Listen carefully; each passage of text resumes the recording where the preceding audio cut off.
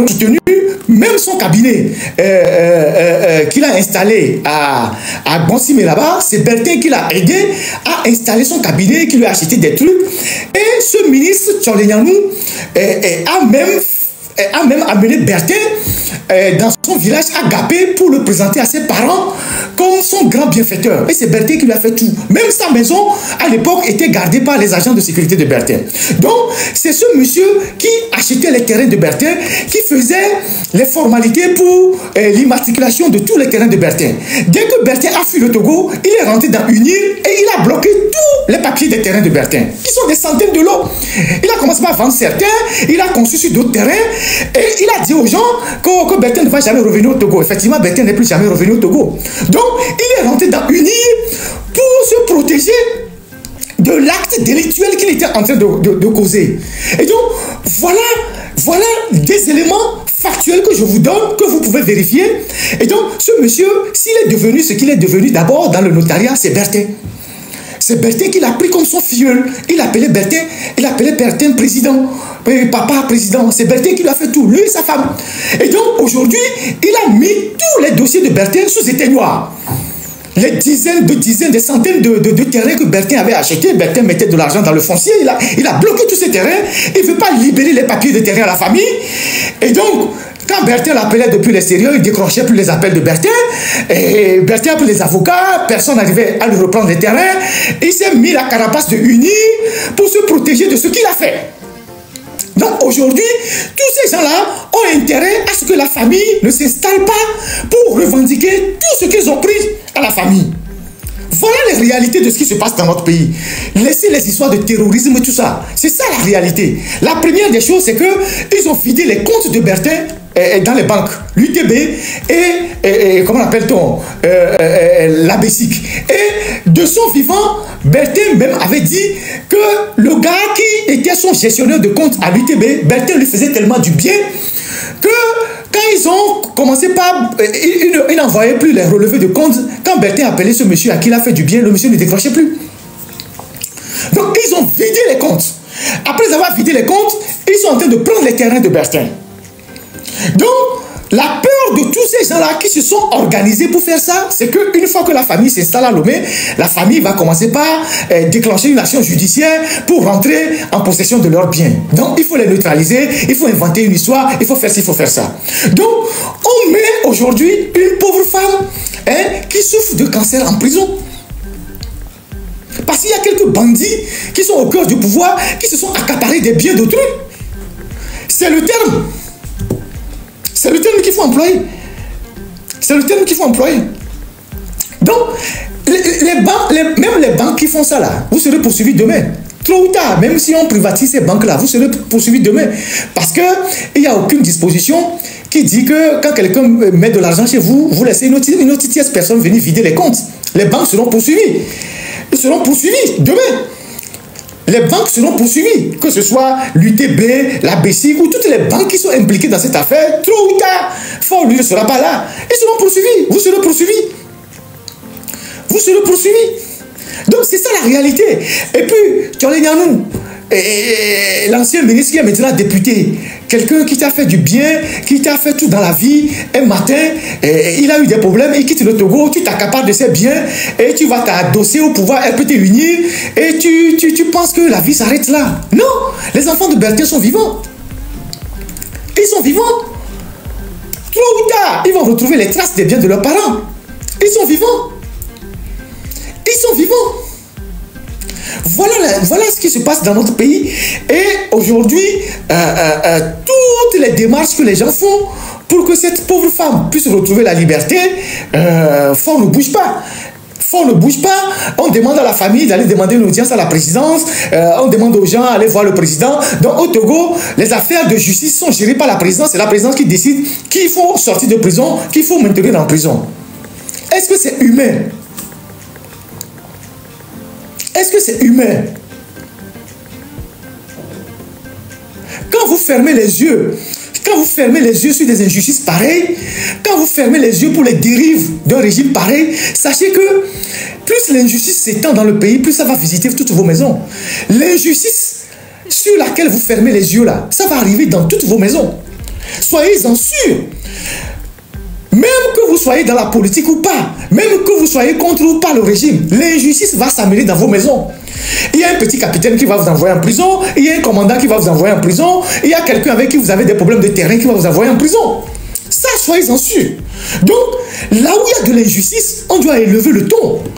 On doit dire on n'est pas d'accord. Parce qu'on ne peut pas avoir un chef d'État qui est au pays et qui décide de tout.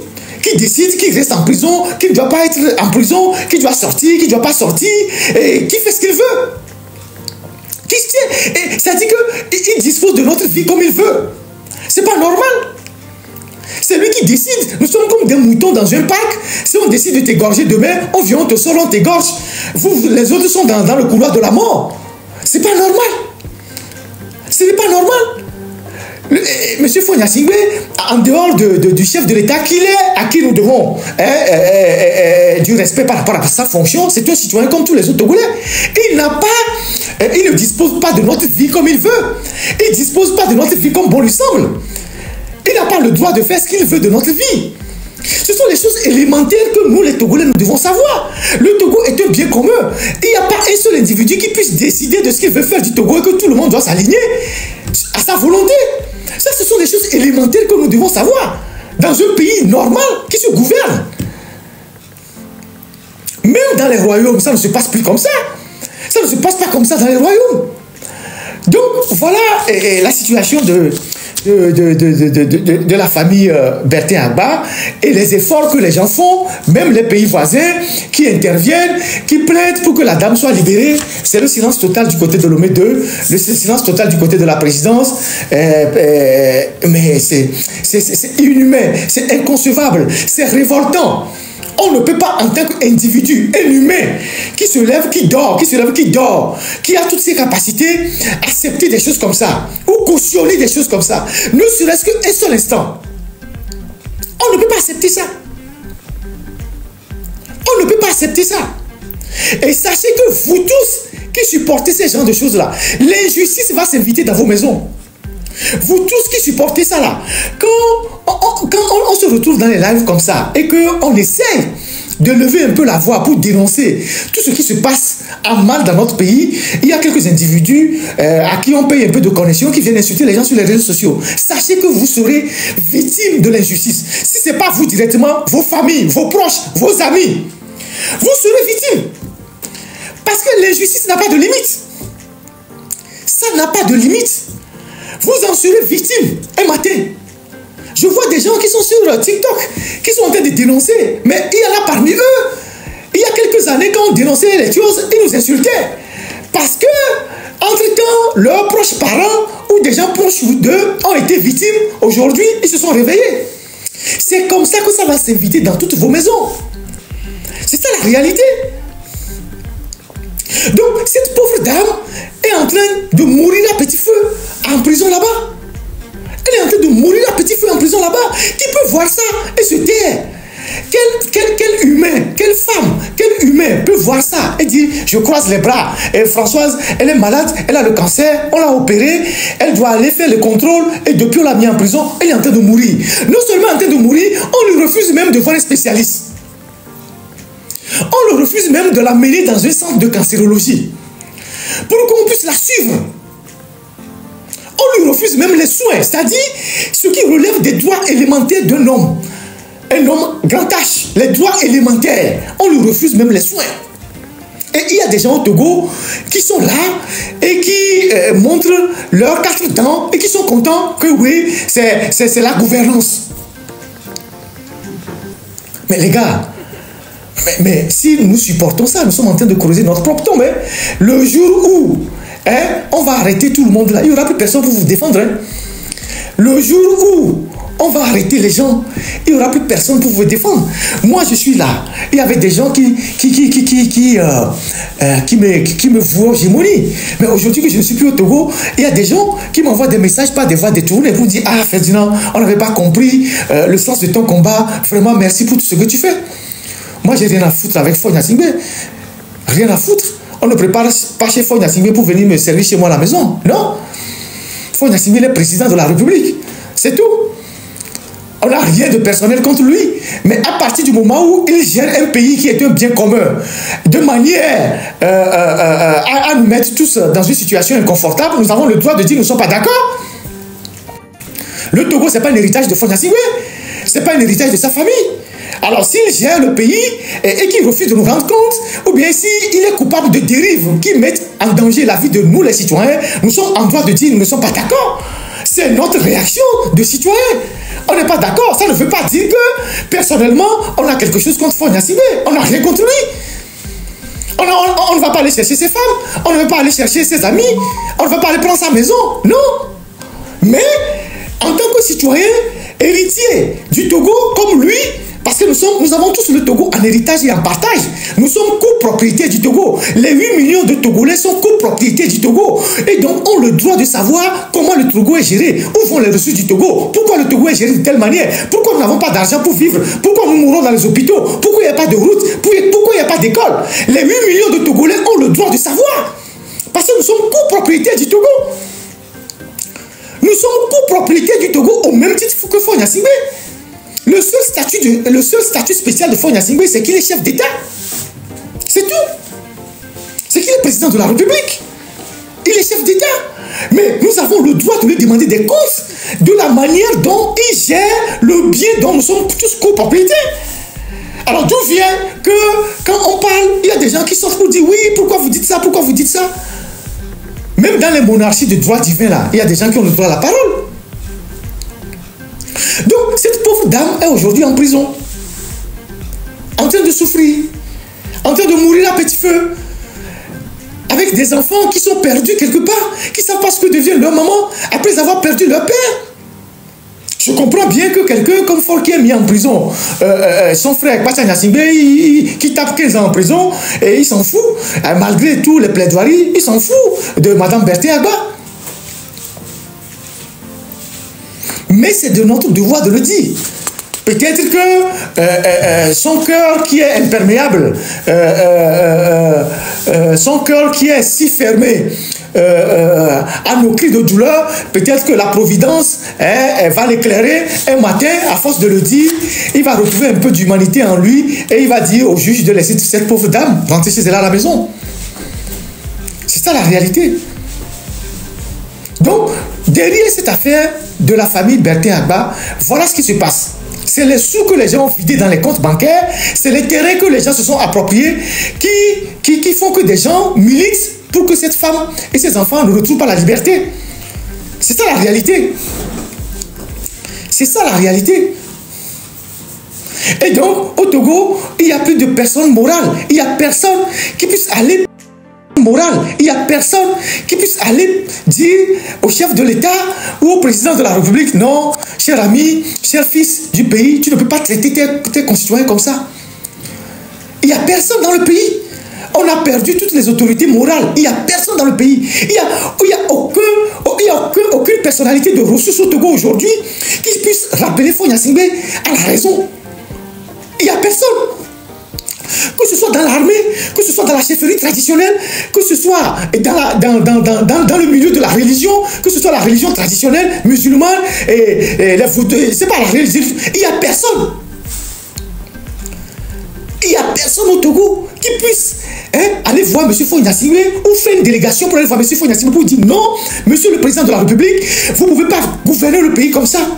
Vous ne pouvez pas faire ce que vous êtes en train de faire là. On n'a plus d'autorité morale. Vous voyez le Ghana, quand il y a un problème, les gens font intervenir le chef de Koumassi. Le chef de Koumassi. Vous allez au Nigeria, les gens font intervenir les personnalités morales. Le sultan de Sokoto, les chefs Yoruba, tout ça. Les gens le font intervenir. Mais en Côte d'Ivoire, pareil. Il y a des chefs qui interviennent, qui interpellent. Vous avez les archevêques, vous avez les cardinaux en Afrique qui interviennent. Mais au Togo, vous avez nos chefs traditionnels, on les appelle parfois dans certaines localités des rois, tout ça, qui interviennent. Le Moro Naba, merci, tout ça. Au Togo, rien du tout. Tous ces gens ont perdu leur notoriété. C'est normal quand vous êtes un chef traditionnel et que vous allez vous mettre au soleil avec votre Ohiniba et votre logo pour attendre pendant 2 heures un président de la République. Ou bien, quand à la suite d'une manifestation, on donne 100 000 à partager et que vous, les chefs du village, vous commencez à bagarrer devant les soldats. Quand vous êtes un chef traditionnel et que vous allez dans les villages et dans les marchés vous battre avec les jeunes ou aller chercher les femmes des gens, vous ne pouvez pas avoir de notoriété. Vous ne pouvez pas avoir de notoriété. Donc, c'est ça la réalité de notre pays. Donc, on a un président de la République qui a tous les pouvoirs, qui est en roue libre, qui fait ce qu'il veut, qui fait ce qu'il veut du pays, qui fait ce qu'il veut de la République, qui fait ce qu'il veut des citoyens. Personne ne peut le dire. Attention, ça va un peu loin. Vous ne pouvez pas faire ça, vous ne pouvez pas faire ça. À un moment donné, il faut arrêter. Voilà ce qui se passe dans ce dossier et je pense que je reviendrai là-dessus s'il y a de nouveaux développements. Et moi je dis une chose, j'ai l'habitude de dire, un sorcier, la seule chose qu'il faut faire, vous avez un voleur qui sème la zizanie dans votre quartier, il faut lui créer dessus. À un moment donné, peut-être il pourra avoir honte et il va abdiquer. On dit le crime se nourrit du silence. Le crime se nourrit du silence et notre pays est l'exemple parfait de ce que je suis en train de dire. Donc malheureusement, voilà la situation de notre pays et qui ne préoccupe personne. Il y a des gens, après ils viennent vous dire, oh, vous en faites un peu trop et demain quand ils deviennent victimes, ils courent derrière vous pour dire, ah monsieur Ferdinand, on a tel problème, il faut nous aider, tout ça. Moi, je ne réagis pas pour des cas comme ça. Si aujourd'hui, tout ce que nous tous nous voyons que c'est noir, et toi tu dis que c'est blanc, demain quand tu auras des problèmes, il faut que tu supportes. Demain, quand tu auras des soucis, il faut gérer ça. Puisque tout ce que les gens voient que c'est noir, toi tu dis que c'est blanc.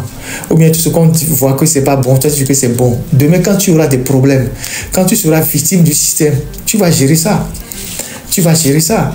Moi, je reçois beaucoup de sollicitations des compatriotes. Et je me rappelle que quand je faisais l'autre journal, il y avait des gens qui venaient, qui m'insultaient et tout ça. Et j'ai la particularité d'archiver certaines choses. Donc, j'avais des noms, tout ça. Il y a des gens qui ne savent même pas que quand ils m'insultent, je garde ça. Après, ils viennent me dire, ah ouais, qu'on a eu tel problème de terrain, on a des problèmes au village, il n'y a pas d'eau, il n'y a pas ça, il faut en parler. Moi, je ne suis pas là pour... si vous avez des problèmes, il faut régler ça vous-même. Vous qui pensez que c'est bien aujourd'hui. Donc, il faut régler ça vous-même. Donc, voilà ce que je voulais penser. Donc, je vais parler pour terminer le sujet du jour, parler de Togocom. La deuxième phase du sujet de Togocom. Et j'ai publié sur ma page ce matin avant le direct une information sur la nomination d'une nouvelle directrice de Togocom, directrice de